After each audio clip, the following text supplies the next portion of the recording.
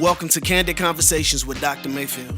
This episode is sponsored by Mayfield Counseling Centers, helping you find clarity, hope, and purpose. Call us at 719-452-4803. Here's your host, Trever Shirin. Thank you for joining us on Candid Conversations with Dr. Mayfield. I'm Trever Shirin, and as always, I am joined by Dr. Mayfield. With Dr. Mayfield. We are excited to talk to you today about something that's really close to our hearts and something we're really trying to fight against, and that's just why counseling is so stigmatized. So, Dr. Mayfield, what are your thoughts? Do you agree that counseling is stigmatized? I think people are afraid of that word nowadays too. Explain. Well, it's interesting because I get. So we started, was it 2 years ago, 3 years ago? Almost 3 years. 3 years ago. The Springs Mental Health Conference, our summit. And, we talked about the idea of wanting to fight stigma. And I can't tell you how many emails I got from professionals, across this country that saw it and were like, great, but why are you using the word stigma? Yeah. I'm like, well, what's a different word? What's a better word? How do we create content or context around this? And so I think right now the best word for it is stigma. Well, and it's interesting that the word stigma is stigmatized. Like, I think it's super ironic. Yeah. And some of that is, I don't know, what do you think the connotation is to stigmatization? Because I think it just represents what it represents. I think if I could best guess, it creates this kind of bad taste in people's mouths, or it gives people this ideal or idea that is, I don't know, like what we're going to talk about is going to be bad or hard, and so it must be stigmatized because it's not. I don't know. It just doesn't. It doesn't really make sense. It doesn't to me. make sense, and I think we've done this to ourselves as a community, as a culture. I don't think there's anything wrong with westernized culture, right? But I think there are, I think like a double-edged sword. There's good and bad. Yeah. So it could be a strength and also be a weakness. And you look back to, the Industrial Revolution of the early 1900s, and we went from a pretty much of an agricultural, community of farming and of community, yeah. right? So all of us are there helping each other out. We're walking alongside each other. Somebody's got an issue. You think, okay, I'm going to bring them food, or I'm going to help them with their farm, or, we're going to come alongside each other, to a very much city-based, industrialized culture of independence. Yeah. And so, in the last 100 years, we've gone from needing each other and really being okay with needing each other and asking for help to a culture that goes, I got this. Yeah. I don't need any help. And the premise and the context of counseling is, I need help. Yeah, that's true. There's a bit of an honest vulnerability that comes with seeking out help of any kind. Of any kind, right. I need, if I were to call you up and say, hey, my car died and I know you know how to change an alternator. Yeah. I don't, right? There's some vulnerability in me calling you and saying, hey, could you come over and help? Right. But it's just a car. Right. But think about somebody that's struggling with suicidal thoughts, or somebody that's struggling with, I can't get out of bed in the morning, or whatever. Yeah. That's even more vulnerable to step up and to ask for help. Well, and I was even thinking about like the classic imagery of you don't have sugar for a meal that you're doing, and so you go to your neighbor and ask for sugar. But I don't think that happens very often anymore, because I know at least like my circle of friends, if that was to happen, what would actually happen is we would choose a recipe that didn't require the sugar. Right, because I don't want to go ask for help. Right.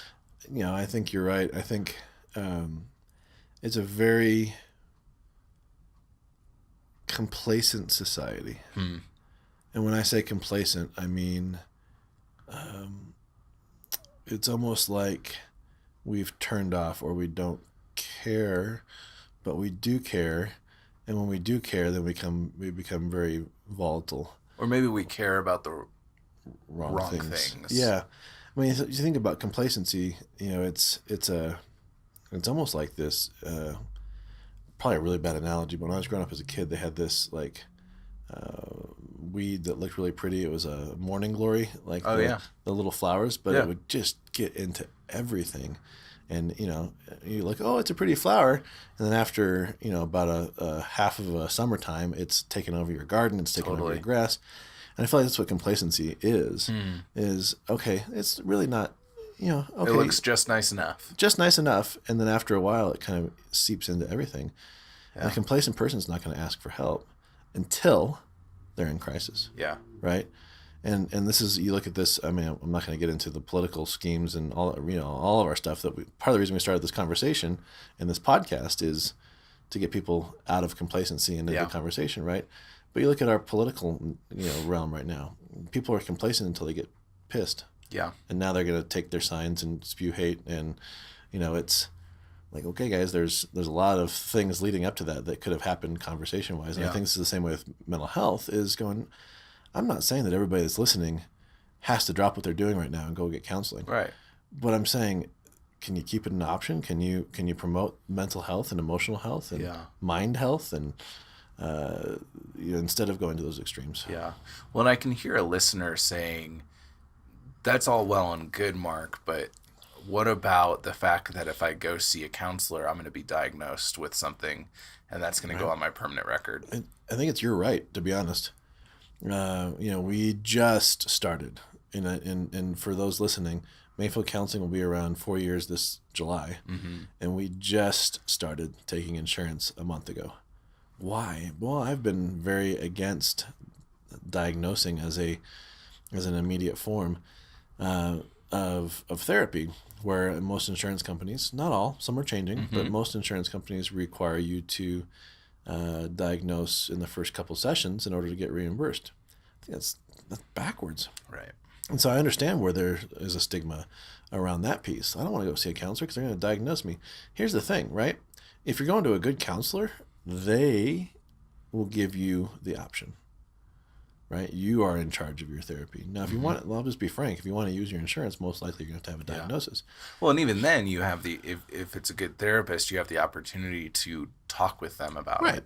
Yeah. And it is on the therapist. They ought to be thinking, what is the best and least intrusive diagnosis we can do? Where's the threshold? Yeah. Right. And so that can be done in relationship as well. Mm-hmm.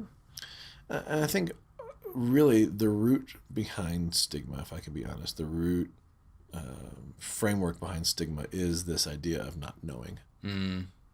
So stigma, I think, something stigmatized, we're afraid of it because we don't know much about it. Yeah. And I think in some ways we need to stop using that word with counseling because, the more and more that we push forward in this community, you see a lot of religious organizations, you see a lot of community organizations, you see a lot of health organizations really pushing for emotional, mental, and mind health, and that's fantastic. And so, we can't use the excuse that we don't know much about it anymore. That then we can maybe say, well, there's a complacency there. Yeah. I'm choosing not to know more about it, but it's all the information that we need is there.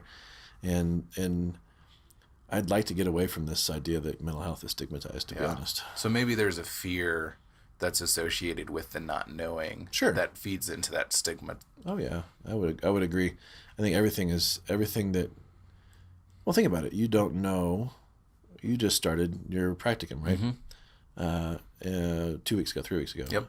And I'm sure going into it, you've had experience working here for a very long time and that kind of stuff. So you kind of seen the behind the scenes type stuff. But imagine a student that's never seen behind the scenes, starting their practicum to sit with a client for the first time. They've done 8 months of counseling or 8 months of of education, and now they're going to sit down with their client.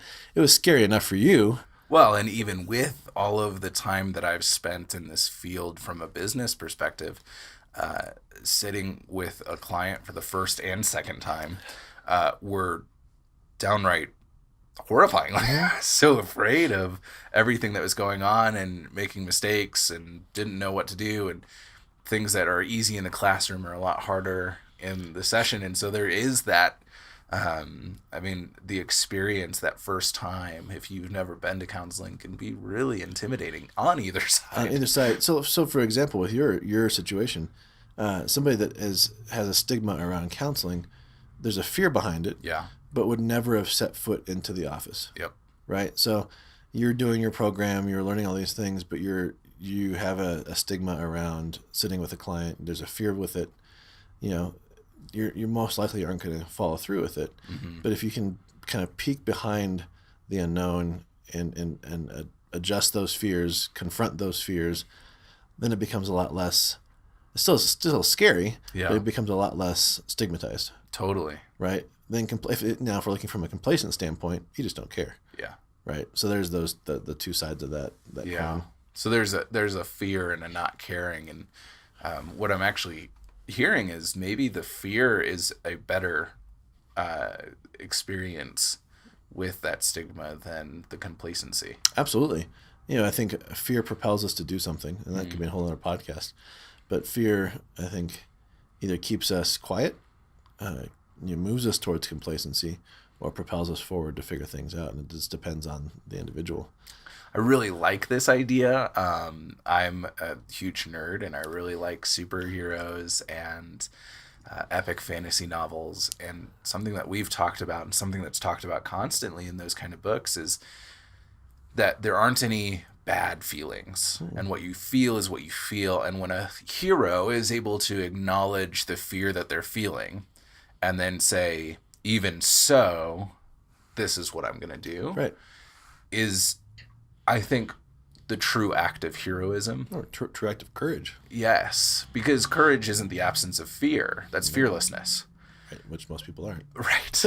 And isn't healthy. Right. Because a fearless person will jump off of a cliff without a net at the bottom. Right. A courageous person will jump off of the cliff trusting that the net will catch them, but feeling the fear of jumping off of the cliff. Right. And there's something very heroic about facing a fear and pushing through, not getting over or getting around or anything like that, but pushing through the fear and sitting in that chair and embracing it. And the beautiful thing about counseling that I love is, because it's so relational, you have the opportunity, if you're willing to and courageous enough, to say, I'm really scared. Mm-hmm.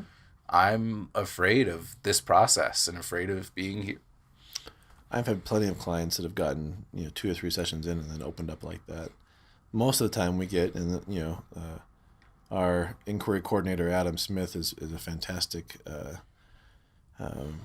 aspect of our business, and he answers the phone for anybody that calls in, right? And so he's the kind of the front lines. And one of the things I've heard him do a couple times, and actually pretty consistently, is, wow, thank you for calling in. It had to be hard for you. Or thank you for calling in. I really appreciate you taking the first step. Because that validation of stepping into our fears, most people, and this is why I want to change this, and this is where I think the word stigma comes up, but most people won't call in for counseling until their hair's on fire. Yeah. And I think that if we can go, okay, I get that it's scary. I get that asking for help is hard. But I promise you it would be a lot easier if you called in 3 months ago. Yeah. Well, and we've talked about this before on the show, that we've developed as a culture, when we look at counseling anyways, where counseling used to be for crazy people, where they would have to go to an asylum, or I always think of Shutter Island, like the Shutter Island thought around what counseling and mental health is. But it's very true. I mean, back in the 30s and 40s, I think it was 30s, my grandmother lost her father, and she was really close to him, and kind of lost, went into deep despair. They did ECT, electroshock therapy, and for those of you that are listening going, what is that? Well, it is as bad as it sounds. I mean, it's almost like, imagine torture under the guise of therapy. Right. Two jumper cables attached to either side of your head with a stick in your mouth. I mean, and so I can understand if that's your context, if that's your family history. Yeah. Well, and that was the norm for that aspect. It was that, if you're dealing with complicated bereavement, it's you need to be shocked in the head. Right. And we've fortunately transferred or grown as a society in our view of counseling to a place where now it is for people in crisis. my child is suicidal or just had a suicide attempt. I just got a divorce and lost my job, and my car doesn't work, and everything in my life is falling apart. Those kind of crises is when you go to counseling. And what we both want to see is counseling's for people. Yeah, period. Wherever you are, whatever you're going through. I want to speak to parents right now that are listening.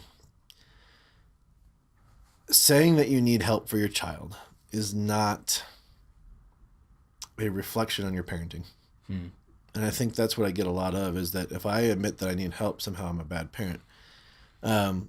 We all are going to make mistakes with our kids. We're all going to make mistakes in how we raise our kids. I think it's admitting that's where we are at and being okay with that, but then saying, you know what, I might not be the best person for my child right now because I'm too close to the situation, or I love, whatever that might be.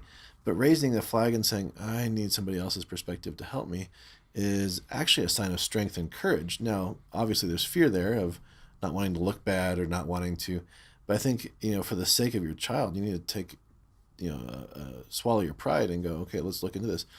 And I'm not going to, obviously when we talk about, past clients and that kind of stuff on the show, we've changed names and all that kind of stuff for, for confidentiality. But I cannot tell you how many times I've had parents come in and I've validated where they're at and give them, hey, you know what? I really thank you for bringing your child in here. It shows how good of a parent you are. And they just start crying because they thought they were a bad parent for bringing their kid into counseling, right? So there's where I think sometimes we get tripped up with, if we want to use the word stigma. Sure. Yeah, that makes sense. And I know of experiences that individuals have had with therapists that really just weren't excellent. And I apologize. They were poor experiences. I apologize for everybody that's had a bad experience because that's not what we're about. Totally. Not what we're promoting. And for those that are listening, I think you're probably going to go there, go back to our first season of the episodes of how to find a good counselor. Yeah. What do you need to look for? Because not all counselors are created equal. No. And unfortunately, there are people out there that are in it for the wrong reasons, right? So you need to be really wise. Yeah. And I want to be able to validate that experience, that there are some therapists out there that may not have been a good fit for you, may not be a good fit for anyone, but that was a bad experience. Right. And also to encourage you that I've had bad experiences with auto techs with my car who try to sell me on one thing or they're sleazy in another way. But what's best for me is not to avoid that field for the rest of my life and to try to do it all on my own, because there are definitely things in my car. You don't know. I can't do it on my own. Right. I don't have the tools. I don't have the skills. I don't have the experience. And so sometimes the best thing that I can do for my car, and to carry the metaphor, is to try again and do a lot of research on who is the right person, who's going to take care of me well. Ask people who have been there. If you know anybody who's been to, like, if you were looking at Mayfield Counseling Centers and you know that your friend or your uncle's brother or something, that'd be your uncle. That'd be your other uncle. just throwing that out there. Has been to Mayfield Counseling Centers. Ask them about their experience, right? And then listen to that, because I think that it's really important that you find somebody that's a good fit, has good rapport in the community. Right. Well, I think also this, along with that, is don't go into a counseling session thinking that it's going to be, this is the person you're stuck with. Totally. Like if you a good counselor in their intake session will say, hey, this might not be a good fit for us. And I say us because I might not feel like it's a good fit for me and you might not feel like it's a good fit for you. Mm-hmm. And we'll talk about that. And there's freedom in that. I think sometimes we get caught up in the fact that, well, if I choose this counselor, I'm stuck with them. Yeah. No. Yeah, I get that there's an investment there, $100 to $150 an hour or whatever. But would you feel the same way about a doctor? Yeah. Like you go to your doctor and you're like, okay, I'm paying you to take care of me and you're not doing a very good job. Well, I guess I'm stuck with you. Yeah. Like, no, like you have the right and the ability to go, okay, and I always tell in our session or our episodes in first season, we said, give it at least 3 or 4 sessions to see if it clicks. And if it doesn't, you still gain something. Like think about what you've gained. You've maybe gained some more insight. You've gained courage to speak up. You've gained, and well, and it seems to me like what you're expressing in feeling stuck with a therapist or a doctor is just a different expression of that complacency. Right. Or not embracing the fear and being courageous. And I think seeing it in that light, if you've already made the step to go see the therapist, you've proven that you're courageous. Absolutely. And not complacent. Right. And so you have everything you need in you right now to be courageous and say, things don't feel the way I was expecting them to, or I'm not satisfied with how you're caring for me, or this doesn't feel right. I mean, I've had a client over the probably about 3 or 4 years ago, right when we started, I think, where we did 2 or 3 sessions, and I was working on kind of adapting my style to what this individual needed. And about 3 or 4 sessions in, this individual was like, "Yeah, I like you. I just don't feel like this is a good fit from kind of your style." I'm like, "Great, thank you for speaking up." And the individual's like, "It took a lot for me to speak up." And I'm like, "Wow, good job. It's a brave thing to do. I'm really proud of you for doing that." And so I said, "I've got 3 or 4 other counselors that you can take a look at their bio and that kind of stuff." And they ended up finding somebody else in the practice, and it's a good fit. Great. I didn't take offense to that at all. I was really actually impressed with them. So I think it's having that mindset of coming in going, this is a step in the journey, and let's figure out what this looks like as we take one step in front of the other. And that's not complacency, that's courage. That's allowing the stigma to be not ignored but pushed through. Yeah, I like that. We hope that you can go forth and be courageous today, seek out the help that you may need or desire, and recognize that counseling's for people. Yep. It's not for the crisis or because anything is broken or totally jacked up. It can be just, I have some thoughts that I'm working through and I want to sit with somebody. And if you need some guidance, please don't hesitate to reach out at candid@mayfieldcounseling.com. Yep. That's 719-452-4803. Yep. And don't be afraid of talking to a pushy salesman. We're not going to push you. If you're calling from a different state, we want to help you find a therapist in your area by equipping you with what to look for. But we are here to help. Thank you for joining Candid Conversations. If you would like more information, go to mayfieldcounseling.com/Candid Conversations and check out our Facebook page, Candid Conversations with Dr. Mayfield.